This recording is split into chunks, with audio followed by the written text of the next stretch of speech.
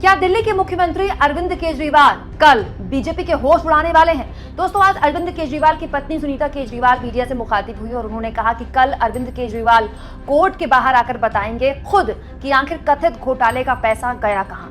मतलब ये हुआ कि जेल जाने के बाद भी अरविंद केजरीवाल के तेवर कतई ठंडे नहीं पड़े हैं। तो ये अरविंद केजरीवाल का नया अवतार बीजेपी के लिए कैसे मुसीबत बन सकता है, इस पर आज हम बहुत ही ज्यादा इंटरेस्टिंग शख्स से आपको मिलवाने वाले हैं।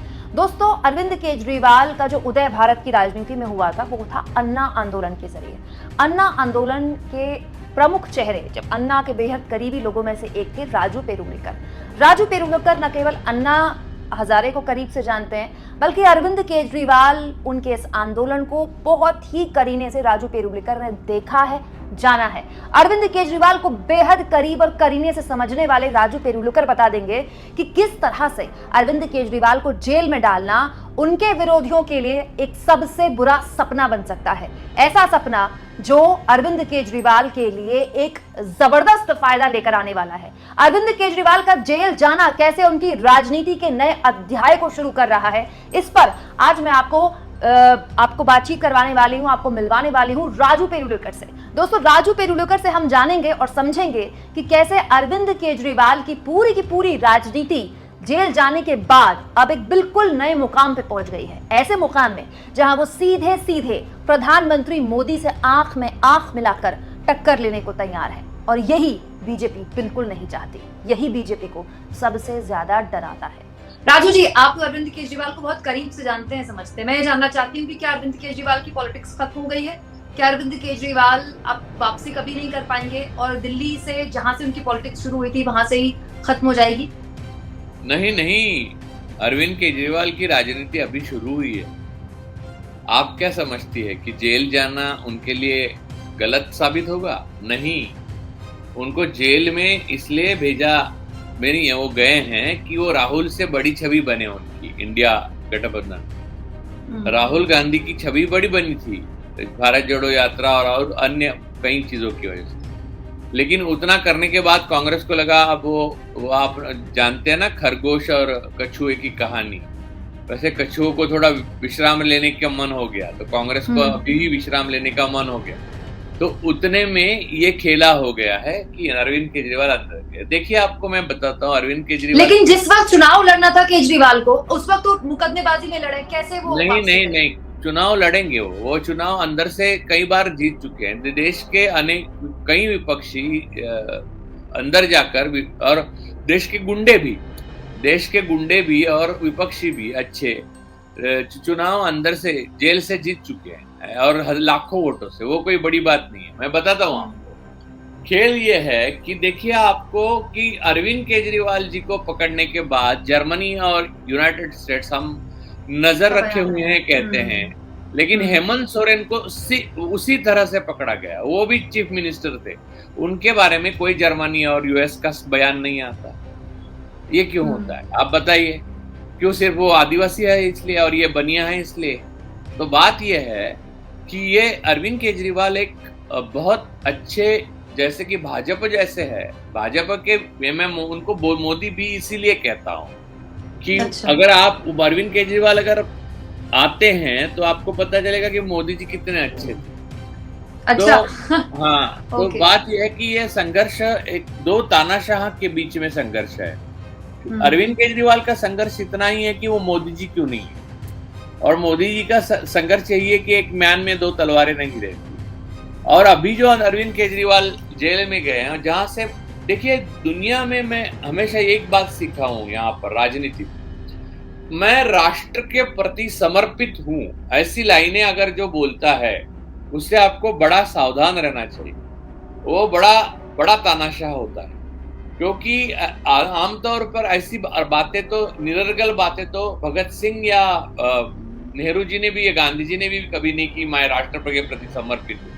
ये भारत में अभी सिर्फ दो लोग ऐसी बात करते हैं, एक मोदी जी और अरविंद केजरीवाल। मैं राष्ट्र के प्रति समर्पित हूँ। अरे भाई, हाँ यानी क्या है? यानी हमको बताने दो ना, आप राष्ट्र के प्रति समर्पित है। हम इतने बड़े अपने नेता हैं, भगत सिंह है, गांधी जी है, सुभाष बाबू है, नेहरू हैं, उनके बारे में हम यही कहते हैं ना, बच्चों को यही पढ़ाते हैं कि वो राष्ट्र के प्रति समर्पित थे। उन्होंने कभी नहीं कहा जेल से लिख के कि मैं लेकिन राजू जी, ये तो बात सच है ना कि आम आदमी पार्टी की पूरी टॉप लीडरशिप इस वक्त जेल में है, तो सच्चाई का कब बाहर आएगी कुछ नहीं पता। मैं एक बात बताता हूँ, ये इलेक्शन में उनको अच्छी जीत मिलेगी, लेकिन जो ये लॉजिक वही है कि जेल में जाने से उनकी सहानुभूति में कई गुना, देखिए जेल में नहीं जाते कोई भी, सब बाहर रहते हैं, तो आपको ऐसा लगता है कि आम आदमी पार्टी बहुत अच्छी तरह से जीतती है, ऐसा कुछ नहीं, थोड़ी हार होती, थोड़ी जीत होती उनकी। तो दिल्ली की 7 सीटों में नुकसान होगा मतलब बीजेपी को इससे? बीजेपी को 7 सीटों में, तो ये बात बीजेपी को नहीं पता क्या? चांदनी चौक में कांग्रेस को जो दी गई है वो चीज कांग्रेस हार सकती है। तो ये बात बीजेपी को नहीं पता। बीजेपी तो ये समझ रही होगी कि ऐसा करके हम उनको हीरो बना सकते हैं। कई बार आपको विरोधी हीरो बने। देखिए, आप कई बार स्टेडियम में बैठी रहती हैं और आपको पता होता है कि ये बैट्समैन 5वें नंबर पे खेलने के लिए बराबर नहीं है, इसको अभी नहीं भेजना चाहिए था, इसको 7वें नंबर पे भेजना चाहिए, 5वें नंबर पे फला को भेजना चाहिए था, लेकिन कैप्टन वैसा करता नहीं और एग्जैक्टली उसी गलती के कारण उसकी मैच चली जाती है हाथ से। तो वैसे स्थिति है, ये बीजेपी को मन ही मालूम या मालूम, ये बात मालूम हमको कैसे पता चलेगी? हम तो स्टेडियम में बैठे हैं भाई, वो तो ड्रेसिंग रूम से डायरेक्ट आ गया है खेलने के लिए, जो भी आया है। आज अमोल कीर्तिकर को ईडी की नोटिस जाना, ये इतना हास्यास्पद है आज के दिन, टाइमिंग। तो वो बात ड्रेसिंग रूम में मालूम नहीं कैप्टन को कि वो क्या कर रहा है, हम दर्शक के रूप में जानते हैं कि वो क्या कर रहा है, लेकिन हम जाके ड्रेसिंग रूम में बोल नहीं सकते, हम आपस में ही बात कर रहे हैं, जो अक्सर मैच के टाइम में होता है। तो हमारे घर के बुजुर्ग है, वो बोलते हैं यार कुछ काम धाम की बात करो यार, तुम यहाँ से सुझाव देके वो थोड़ा ही विराट सुनने वाला है, ऐसा बोलते हैं ना, वैसे ही। अच्छा, मुझे 3 मुद्दे बताइए जो आप फील्ड में उतरते हैं, आप लोगों से बात करते हैं, कई कॉन्फ्रेंसेस में जाते हैं, कई सभाएं हैंडल करते हैं, वो 3 मुद्दे बताइए जो लोगों के लिए इस समय जो परेशान करते हैं उनको, जिनको लेकर गुस्सा है। एक तो गरीबी, अनएम्प्लॉयमेंट। मोदी जी ने अमीरों को ब्रिटिश राज से भी ज्यादा डिस्पैरिटी यानी विषमता देश में बढ़ गई है। कुछ चुनिंदा 20-22 फैमिलीज है, उनके पास सारा धन इकट्ठा हुआ है, और जो मध्यम वर्ग मनमोहन सिंह जी ने बनाया था उसको गरीबी रेखा के नीचे ढकेल दिया गया है। लोग राशन पे जीने के लिए मजबूर हो गए, जो लोग अपने बलबूते पे पैसे कमाकर अच्छी गाड़ियां ले रहे थे, टाटा की बनी हुई नैनो। तो एक मुद्दा ये। दूसरा मुद्दा, भारत सबसे जवान देश है आज की तारीख। हजारों सालों में एक बार ऐसा मौका आता है कि देश जवान हो जाता है। अब इसके बाद भारत बूढ़ा हो जाएगा, यानी फिर 1000 साल बाद। अभी जापान बूढ़ों का देश है, भारत जवानों का देश।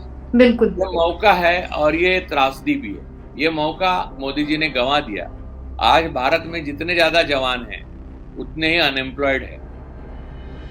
तो ये दूसरी बात है जो भयंकर है।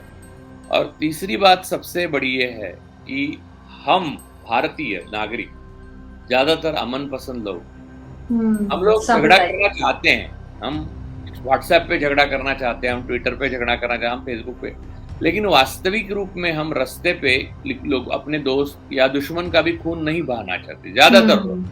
मूल रूप से कम्युनल हार्मनी जो है जिसमें भारत जिया है, उसपे फिल्में बनी हैं, हम फिल्म वो एंजॉय भी करते हैं। हमारे यहाँ सुपरस्टार सारे मुसलमान होते हैं और एक मराठी सिंगर जो है वो भारत की सबसे बड़ी गायिका स्वरकोकिला होती है। हाँ, स्वरकोकिला होती है।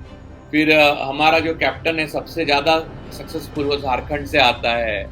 तो ये सारी चीजें, इरफान पठान को हम उतना ही प्यार करते हैं, मोहम्मद शामी को भी हम उतना ही प्यार करते हैं।